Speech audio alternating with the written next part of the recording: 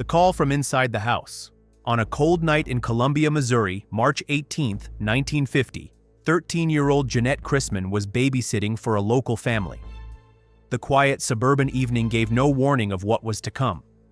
As the parents left for a night out, Janet settled into the house, likely expecting nothing more than a routine night.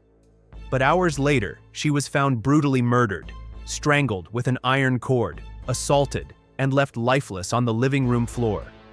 The phone line had been cut and the windows shattered, and the only clue was a garbled phone call she had managed to make to police moments before her death, begging for help before the line went dead. That desperate call would later fuel one of America's most terrifying urban legends. The call is coming from inside the house. In the years that followed, versions of the story evolved. A babysitter tormented by a man calling again and again until authorities traced the call, only to realize it's coming from a second line within the very home. But unlike most campfire tales, this one has a horrifying origin in real life. Jeanette's case bore all the marks of calculated evil, and to this day, her killer was never officially brought to justice. A suspect, Robert Mueller, a family acquaintance with a history of inappropriate behavior, was interrogated but never charged. The horror of Jeanette Chrisman's murder didn't just devastate a community, it gave birth to a lasting legend that embedded itself in American fear. It's a story parents still whisper when warning young babysitters. But behind the fiction is a very real tragedy, forever frozen in time. A young girl's voice, lost in the static of a forgotten emergency call, still echoes through the storybooks and screenplays it inspired. Because sometimes the most terrifying legends don't come from imagination. They come from truth. Snakes in the toilet. In August 1993, in a quiet Bronx apartment, a man named Carl Agnelli experienced a nightmare that seemed ripped from an urban legend. As he sat down on his toilet, he felt a sharp pain and leapt up, only to discover a 5-foot Burmese python coiled inside the bowl. The snake had slithered up through the building's plumbing system, a terrifying reality that shattered the belief that this kind of story was mere myth. But Carl's ordeal was only the beginning of a much larger, bizarre pattern. That same year, reports began surfacing from various parts of the world, Thailand, South Africa, even Australia, of snakes emerging from toilets, often in apartment complexes or homes near wild terrain. In some cases, victims were bitten in the most vulnerable positions, including one woman in Pretoria who nearly died from a venomous cobra strike. In Carl's case, the bite was non-venomous, but the psychological trauma lingered. Plumbers and animal control officers later confirmed that such incidents, though rare, are plausible, especially when snakes escape through broken terrariums or sewer connections and follow the scent of rodents through the pipes. The Bronx incident made headlines, turning an urban myth into a verified horror. It forced building managers to reevaluate plumbing safeguards and urged cities to investigate how exotic pets and waste infrastructure could combine in dangerous ways. But perhaps the most unsettling part? These stories haven't stopped. From pythons in Florida condos to vipers in Southeast Asia, snakes in the toilet are no longer just folklore. They're a slithering reminder that reality can be far more disturbing than fiction. The Candyman poisonings. On Halloween night in 1974 in the quiet suburb of Deer Park, Texas, the legend of poisoned candy became a horrifying reality. 8-year-old Timothy O'Brien had just returned from trick-or-treating with his younger sister and a few neighborhood friends. That night, eager to enjoy his loot, Timothy tore open a giant pixie sticks, only to collapse moments later. Within an hour, he was dead. The investigation was swift and disturbing. The pixie sticks had been laced with a lethal dose of potassium cyanide, enough to kill 2 adults. But the trail didn't lead to a mysterious stranger or a deranged neighbor. It led straight to Timothy's father, Ronald Clark O'Brien. Deep in debt and desperate for money, O'Brien had recently taken out life insurance policies on both of his children. Hoping to collect the payout, he handed out poisoned pixie sticks to not only Timothy, but also to other children in an attempt to stage a random act of Halloween terror. but his plan began to unravel quickly. The other children, by sheer luck, never ate the candy. And under questioning, O'Brien's story began to contradict itself. Investigators found evidence linking him to the purchase of cyanide and insurance documents with his signature. The so-called Candyman was arrested, tried, and found guilty of capital murder in June 1975. He was executed by lethal injection in 1984. The murder shocked the nation. What had once been an urban legend, that strangers tampered with Halloween candy, suddenly felt terrifyingly real. Though such crimes are incredibly rare, Ronald O'Brien's betrayal embedded fear deep into American culture, forever transforming how parents approached Halloween. And every October since, the ghost of the Candyman lingers, feeding a paranoia born not from myth, but from a father's unspeakable crime. The Bunnyman. In October 1970, Fairfax County, Virginia, became the stage for a bizarre and unsettling mystery that would ignite one of America's most enduring urban legends, the Bunnyman. It began with a seemingly unbelievable report. A couple parked near a new housing development claimed they were confronted by a man dressed in a white bunny costume. He shouted at them for trespassing, then hurled a hatchet through their car window before vanishing into the woods. Just 10 days later, a construction security guard reported a similarly dressed man threatening him with an axe, warning that trespassers would face consequences. Authorities were baffled. Despite the eerie consistency in these reports, no suspects were ever apprehended. The hatchet used in the first attack was recovered, but yielded no fingerprints. Witnesses described the man as being in his 20s, clean-shaven, and disturbingly calm, except for the costume, which was grotesquely out of place in the quiet suburban sprawl of Fairfax County. Police canvassed the area, questioning residents and searching the woods, but the Bunnyman disappeared as quickly as he had appeared. And yet, the legend grew. Over time, details warped and darkened. Stories emerged of mutilated animals near a bridge in Clifton, which soon became known as the Bunnyman Bridge. People whispered of an escaped mental patient, of ghostly sightings, of bloody Easter night killings. But beneath the folklore lay two very real police reports, filed in October 1970, that confirmed something did happen. Something unexplained. Something terrifying enough to leave a permanent mark. More than 50 years later, the Bunnyman remains unidentified. Was he a disturbed man pulling a twisted prank? Or something darker? What's certain is this. The line between myth and truth is razor thin, and in Fairfax County, it was crossed by a man in a bunny suit, wielding a hatchet. Don't forget to like and subscribe. I've got more interesting videos coming up on the channel. Cropsy, the boogeyman of Staten Island. In Staten Island, New York, during the 1970s and 1980s, children whispered about Cropsy, a monstrous figure who lurked in the shadows, said to be an escaped mental patient who snatched kids and vanished without a trace. What most didn't realize was that this terrifying urban legend had roots in a disturbing reality. The crimes of Andre Rand, a former custodian at the now infamous Willowbrook State School, an institution later exposed for inhumane conditions. Rand's presence would haunt the island long after the school shut its doors. The nightmare began in 1972 when 5-year-old Alice Pereira vanished while playing outside her home. Over the years, more children went missing, each case seemingly isolated, until investigators noticed a chilling pattern. In 1987, 12-year-old Jennifer Schweiger, who had Down syndrome, disappeared. Volunteers scoured Staten Island, and after weeks of searching, her body was found buried in a shallow grave on the grounds of the abandoned Willowbrook School. The man last seen with her? Andre Rand. Rand's criminal past included a 1969 conviction for the attempted rape of a young girl, but it wasn't until Jennifer's death that the full horror came to light. In 1988, he was convicted of kidnapping Schweiger, though not murder, and sentenced to 25 years to life. In 2004, he was again convicted, this time for the 1981 abduction of 7-year-old Holly Ann Hughes. Despite circumstantial evidence and no recovered body, Rand was found guilty, and remains imprisoned to this day.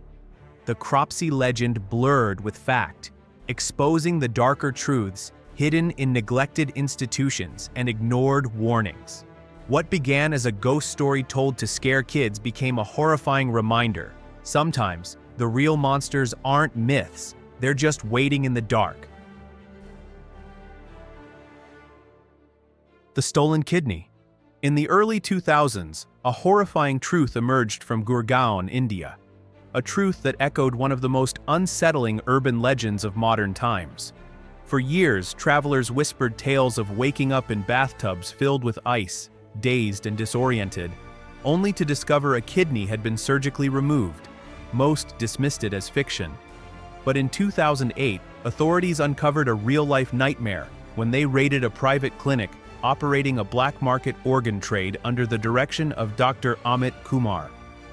The ring had lured laborers and poor migrants with promises of work, only to drug them, surgically remove their kidneys, and sell the organs to wealthy clients, often foreigners, for up to $50,000 apiece. Victims were either told they were receiving routine checkups or forced at gunpoint to comply. Some woke up groggy in makeshift recovery rooms, confused, bleeding, and suddenly one organ short. The operation had been running for nearly a decade and was linked to over 500 illegal transplants. Authorities finally caught up to Dr. Kumar after a nationwide manhunt. He was arrested in Nepal, extradited to India, and charged with multiple offenses, including grievous bodily harm, criminal conspiracy, and human trafficking. The clinic was shut down, and several associates were jailed. But the damage was already done. The scandal not only shocked India, but it also forced a reckoning. The case exposed glaring loopholes in global transplant ethics and led to reforms in India's organ donation laws. What began as a whispered legend of missing kidneys became a stark reality for hundreds of victims, proving that sometimes the scariest stories aren't urban myths at all, they're true. Buried alive. In February 2014, Holmes County, Mississippi, witnessed a moment straight out of a nightmare. Walter Williams, a 78-year-old man with a long-standing heart condition, was pronounced dead at his home by a coroner. His pulse had stopped. His body was placed in a body bag and transported to Porter & Sons Funeral Home, where staff began preparing him for embalming. But what happened next defied every expectation. As funeral workers prepared to begin the embalming process, they noticed something horrifying: movement. Walter's legs were twitching inside the bag. Moments later, he began breathing. Paramedics were called, and he was rushed to the hospital, alive. Doctors were baffled. The coroner later stated that Williams' pacemaker may have temporarily stopped, then restarted, creating the illusion of death. The miraculous resurrection stunned his family and the nation. For a brief moment, Williams became a symbol of something no one wanted to believe could still happen in modern medicine. Being buried alive wasn't just an old ghost story, it was a terrifying possibility. He lived for another 2 weeks before passing away for real on March 13, 2014. But the memory of what happened before his death has never faded. Walter Williams' story sparked renewed scrutiny over death pronouncements in the U.S., especially in rural areas where coroners may lack medical training. His near burial forced a haunting question: how many others might not have been as lucky to wake up in time? The man living in the attic. In October 2008, in the quiet town of Cranberry, Pennsylvania, homeowner Tracy, who asked to keep his full name private, noticed strange noises coming from his attic. At first, he dismissed them as the house settling or perhaps rodents, but the disturbances persisted. Things in his kitchen began to go missing: leftovers, snacks, even drinks. Still, he brushed it off, thinking maybe he was just forgetful. But what he didn't know was that he wasn't imagining things. Someone was living above him. As the days passed, the unease grew. One night, Tracy's children reported seeing a man on the second floor, only to have him vanish. That was the final straw. Tracy called the police. When authorities arrived and searched the house, they made a bone-chilling discovery. In a narrow crawl space above the master bedroom, they found 21-year-old Stanley Carter, curled up and hiding. Carter had been living in the attic for days, possibly weeks, descending only when the family left or slept. Even more disturbing? Carter was the ex-boyfriend of Tracy's current girlfriend and had stalked her in the past. Carter had created a small space for himself in the attic, complete with blankets, stolen food, and a notepad containing deeply unsettling personal details about the family. Police were shocked by how easily he'd gone undetected. He was arrested and charged with burglary and stalking, pleading guilty the following year and receiving multiple years of probation. The case sent ripples through the local community and far beyond. It was the embodiment of a nightmare. The idea that someone could be secretly living just feet above you, watching your every move. A terrifying urban legend that, for one Pennsylvania family, became all too real. Human meat at the BBQ. In the gritty outskirts of Baltimore, Maryland, during the 1990s, a man named Joseph Roy Matheny turned an urban legend into a stomach-turning reality. Born in 1955, Matheny's descent into depravity was cloaked by his outward persona, calm, quiet, unassuming. But beneath that surface lay a predator with a grotesque secret. By 1994, Matheny had committed multiple murders. He lured victims, mostly women struggling with addiction or homelessness, into his trailer with the promise of drugs or shelter. Once inside, he killed them, dismembered their bodies, and did something that shocked even seasoned detectives. Matheny later confessed that he ground up his victims' flesh, mixed it with pork, and sold the blend as barbecue sandwiches from a small roadside stand. For weeks, maybe months, unsuspecting customers bit into these sandwiches, never knowing what they were eating. The terrifying part? Nobody complained. According to Matheny, the human body tastes very similar to pork. If you mix it together, no one can tell the difference. Whether all details of his confession were factual or the ravings of a twisted mind remains debated, but law enforcement confirmed at least 2 murders and chilling forensic findings that backed his claims. In 1996, Matheny was arrested and eventually convicted of multiple homicides. He received 2 life sentences without the possibility of parole. He died in prison in 2017. The case remains a haunting example of how horror stories whispered around campfires can sometimes be horrifyingly real. And the next time someone says a roadside barbecue tastes a little different, this story might just cross your mind. The Licked Hand. In 2007, a chilling case out of Nashville, Tennessee, blurred the line between urban legend and horrifying reality. A woman, whose name remains withheld for privacy, had grown accustomed to the comforting presence of her dog sleeping under her bed. At night, she'd reach down, feel a familiar lick on her hand, and fall asleep reassured. But one evening, something felt off. Her dog wasn't responding during the day. She searched the house and made a heart-wrenching discovery. Her beloved pet had been killed. Still, the next night, as she lay in bed, she heard the soft sound of licking from beneath. Terrified and confused, she called the police. When officers arrived and searched the room, what they found was the stuff of nightmares. A man was hiding under her bed. He was a stalker, someone who had been watching her for days, maybe weeks, mimicking the dog's behavior to avoid suspicion. He had been sneaking into her home, staying hidden, and licking her hand at night to keep her unaware of his presence. The man was arrested on the spot and charged with breaking and entering, animal cruelty, and stalking. His chilling method of evasion sparked headlines across the country and reignited fear surrounding one of the most well-known urban legends, the Licked Hand. But this time, it wasn't fiction.